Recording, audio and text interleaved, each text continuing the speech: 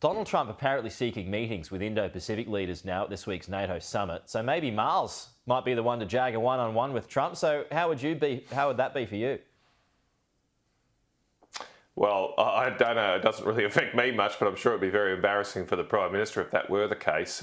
This is a big problem now that our Prime Minister hasn't met with President Trump 6 months after his election. There has been ample time to do that, and I don't blame the Prime Minister for the events of the G7 meeting. They were out of his control, but what has been in his control is getting to Washington DC before this.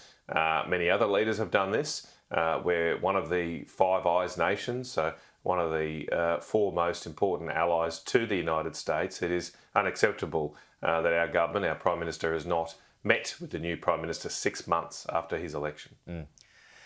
Is there anything that you would hope that Marles gets out of him if this were to happen?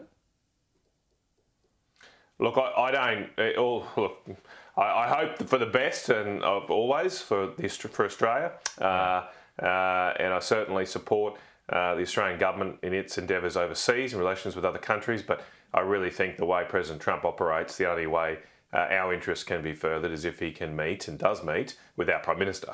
I'm not sure anybody below that will make much difference. Just a final one here. I'm not sure there's a quick response to it, Matt, but if Iran does close the Strait of Hormuz, it would cause a spike in oil prices.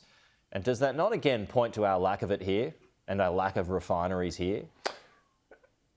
Absolutely, Peter. That's an excellent point.